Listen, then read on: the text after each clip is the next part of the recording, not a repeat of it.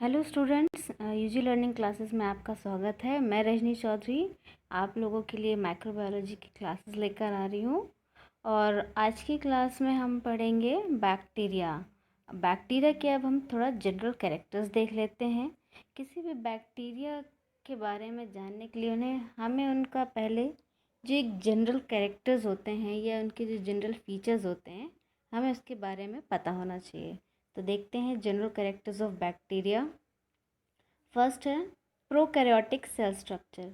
जो बैक्टीरिया है उनका जो सेल स्ट्रक्चर होता है वो कैसा होता है? प्रोकैरियोटिक टाइप होता है। प्रोकैरियोटिक का मतलब होता है कि ऐसे सेल जिसमें जिसमें ट्रू न्यूक्लियस नहीं पाया जाता और उसमें जो विकसित सेल ऑर्गेनल होते हैं वो नहीं पाए जाते, तो ऐसे सेल्स को हम प्रोकैरियोटिक सेल कहते हैं। या हम साधारण शब्दों में कहें तो जो पूर्ण विकसित सेल नहीं होते हैं या जो सेल पूर्ण विकसित ना हो उन्हें हम प्रोकैरियोट्स कहते हैं। फिर नेक्स्ट है यूनिसेलुलर ऑर्गेनिज्म। ऐसे ऑर्गेनिज्म जिनका रिप्रोडक्शन, डाइजेशन, एक्सक्रीशन, ये सारी जो प्रोसेस होती हैं वो सब एक सेल में ही होती है। मतलब एक सेल का जो ऑर्गेनिज्म है उसको हम यूनिसेलुलर ऑर्गेनिज्म कहते हैं। नेक्स्ट है वेरी स्मॉल साइज़। इसका जो साइज़ होता है वो बहुत ज़्यादा स्मॉल होता है, जिसको हम माइक्रॉन्स में मेजर करते हैं।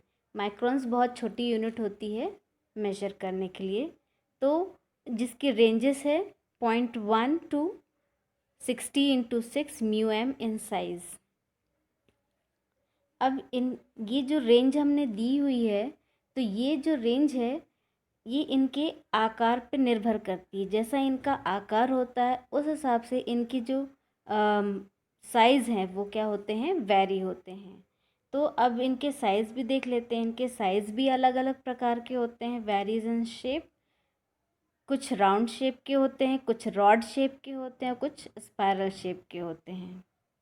फिर इसमें जैसा कि मैंने बताया कि ये जो इनका सेल स्ट्रक्चर है वो प्रोकैरियोटिक है, तो इसमें ट्रू न्यूक्लियस जो है वो एब्सेंट होता है।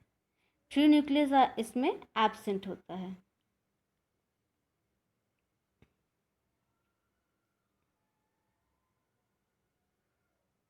True nucleus is absent.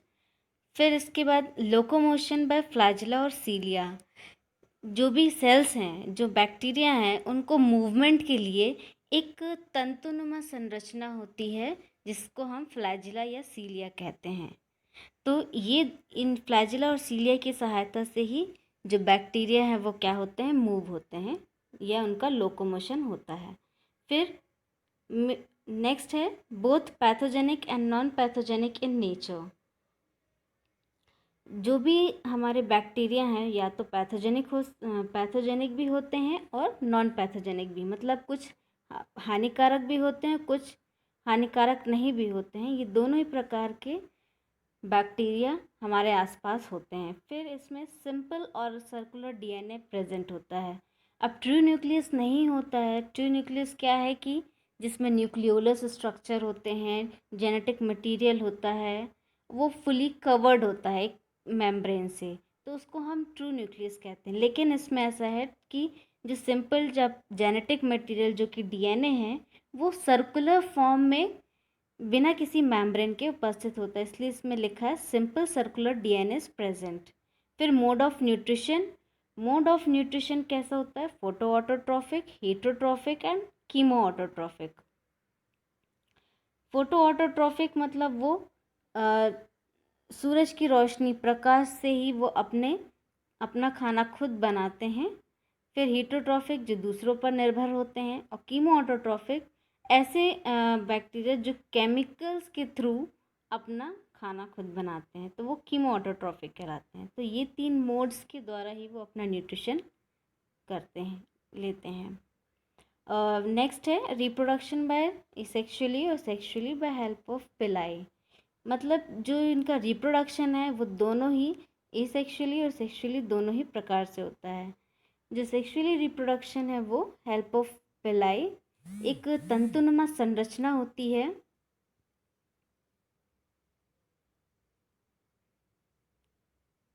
एक तंतुनुमा संरचना होती है जिसकी सहायता से इसमें रिप्रोडक्शन होता है।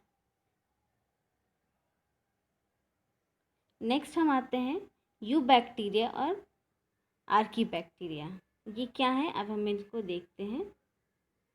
तो eubacteria is defined as a true bacteria और a typical bacteria. Eubacteria एक ऐसे बैक्टीरिया हैं जो स्वतः ओरिजिनेट होते हैं, स्वतः ही उत्पत्ति उनकी होती है, तो वो उनको हम ट्रू बैक्टीरिया कहते हैं। और उनको ही हम एक टिपिकल बैक्टीरिया भी कहते हैं। क्यों? क्योंकि इसमें जो भी हमने जनरल कैरेक्टर्स अभी देखे हैं वो सब उसमें उपस्थित होते हैं, तो हम उसको एक आदर्श बैक्टीरिया के रूप में हम प्रदर्शित करते हैं, तो उनको हम यू बैक्टीरिया कहते हैं। तो इनके एग्जाम्पल है Escherichia coli, Streptococcus pneumoniae. Next है archaebacteria, the bacteria which are originated from its ancestors. अब देखिए जो प्रोकैरियोटिक टाइप्स की जो सेल्स हैं वो क्या हैं, हमारे बैक्टीरिया हैं, जो कि हम जिन्हें ट्रू बैक्टीरिया कह रहे हैं, यू बैक्टीरिया। अब इनसे जो नए थोड़े विकसित जो बैक्टीरिया हैं उनको हम आर्की बैक्टीरिया कहते हैं। यहाँ क्या लिखा हुआ है कि ओरिजिनेटेड फ्रॉम इट्स एंसेस्टर, जो इनके एंसेस्टर्स हैं उनसे वो ओरिजिनेट होते हैं और उनमें कुछ यूनिक फीचर्स देखने को मिलते हैं उनके सेल मेम्ब्रेन के स्ट्रक्चर में, जो कि एक विकास को दर्शाता है कि उस सेल में कुछ विकास हुआ है। तो उनको हम क्या कहते हैं, आर्की बैक्टीरिया। एग्जाम्पल है एसिडोलोबस, सैक्रोवोरेंस और थर्मोप्रोटियस न्यूट्रोफिलस। नेक्स्ट है, अब हम देखते हैं कि जो बैक्टीरिया का जो ग्रुप है, एक जो ऑर्गेनिज्म का ग्रुप है बैक्टीरिया, इसको हम क्लासिफाई कैसे करते हैं। हमारी जो पिछली क्लास थी क्लासिफिकेशन की, तो उसमें हमने देखा था कि जो लिविंग ऑर्गेनिज्म है हम उनको कैसे क्लासिफाई करते हैं। तो डिफरेंट साइंटिस्ट ने डिफरेंट तरीक़ों से उनको क्लासिफाई किया था। अब यहाँ पे बैक्टीरिया को क्लासिफाई करने के लिए एक साइंटिस्ट थे बर्गीज, उन्होंने बैक्टीरिया को क्लासिफाई किया उनके नेचर के आधार पे और उनके स्ट्रक्चर के आधार पे। तो बर्गीज के नाम पे ही ये नाम दिया गया है कि बर्गीज सिस्टम ऑफ बैक्टीरियल क्लासिफिकेशन। अब इस बैक्टीरियल क्लासिफिकेशन को 4 वॉल्यूम्स में बांटा गया, डिवाइडेड इनटू 4 वॉल्यूम्स। अब इनके डिस्क्रिप्शंस देखते हैं।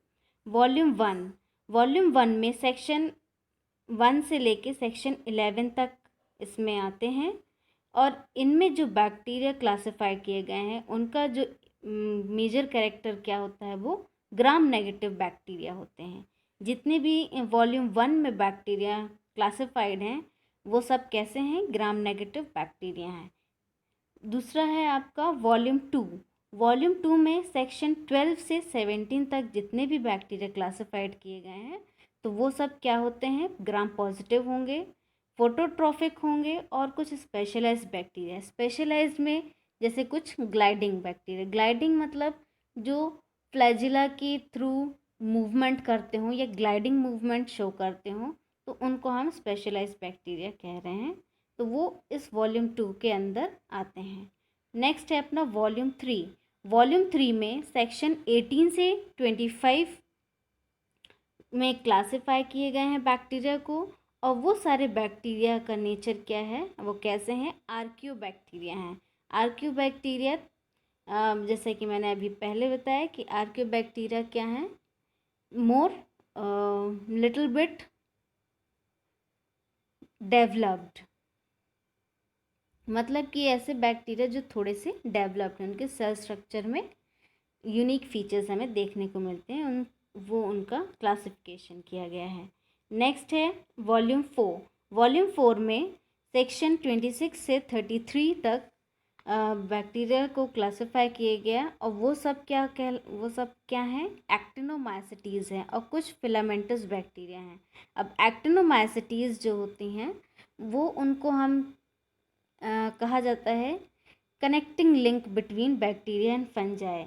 जो बैक्टीरिया और फंजाई है इन दोनों के बीच की जो लिंक है, जो कड़ी है, वो उस बैक्टीरिया ग्रुप को, उस ग्रुप को हम एक्टिनोमाइसिटीज कहते हैं, जिसमें कुछ कैरेक्टर्स बैक्टीरिया के मिलते हैं और कुछ कैरेक्टर्स फंजाई के मिलते हैं, इसलिए हम इनको फिलामेंटस बैक्टीरिया भी कहते हैं और इनका पूरा ग्रुप एक्टिनोमाइसिटीज कहलाता है। नेक्स्ट, इसके अलावा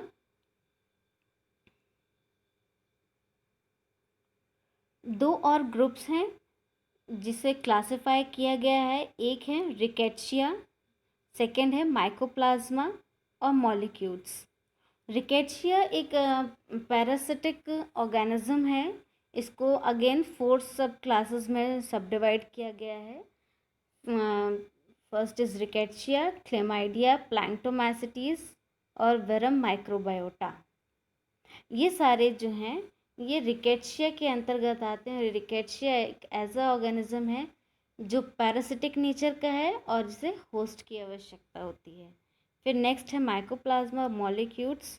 माइकोप्लाज्मा इज जस्ट लाइक, जैसे हमारे अमीबा सेल्स होते हैं, कुछ इसी तरह के सेल्स होते हैं, उनको हम माइकोप्लाज्मा और मॉलिक्यूल्स कहते हैं। इनको 2 सब कैटेगरीज में बांटा गया है, माइकोप्लाज्मा और स्पायरोप्लाज्मा।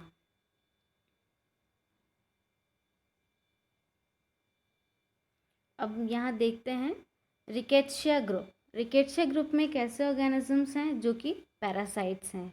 अब उनको पैरासाइट्स हैं, परजीवी हैं, तो वो दूसरे जो ऑर्गेनिज्म है उन पर डिपेंडेंट होंगे अपने फूड के लिए, तो उनका इंटरसेलुलर एसोसिएशन होता है किनसे, यूकैरियोटिक होस्ट। अब उन्हें होस्ट चाहिए तो वो कैसे होंगे, यूकैरियोटिक टाइप। यूकैरियोटिक जिसमें कि ट्रू न्यूक्लियस पाए जाते हैं और सभी विकसित सेल ऑर्गेनल्स उसमें उपस्थित होते हैं। तो ऐसे सेल्स को हम यूकैरियोटिक सेल्स कहते हैं और उनसे बने जो ऑर्गेनिज्म होते हैं उनको हम यूकैरियोटिक ऑर्गेनिज्म या होस्ट कहेंगे। तो उसमें क्या आते हैं, वर्टिब्रेट्स हो सकते हैं या तो आर्थ्रोपोड्स हो सकते हैं। Next, mycoplasma group. इस ग्रुप के जो ऑर्गेनिजम्स हैं वो बहुत ही ज़्यादा स्मॉल होते हैं और प्रोकैरियोटिक टाइप होते हैं और totally devoid of cell wall. इनमें सेल वॉल उपस्थित नहीं होती है। इनका भी नेचर पैरासिटिक होता है, कुछ कमेंसल्स होते हैं, कुछ सैप्रोफिटिक होते हैं। So thank you. अगर आपको मेरी वीडियो पसंद आती है तो प्लीज़ इसे लाइक करें, शेयर करें और हमारे चैनल को सब्सक्राइब करें और बेल आइकन दबाना ना भूलें ताकि आपको हमारी आने वाली वीडियोस की अपडेट समय पर मिलती रहे। So keep watching and keep studying. Bye bye, thank you.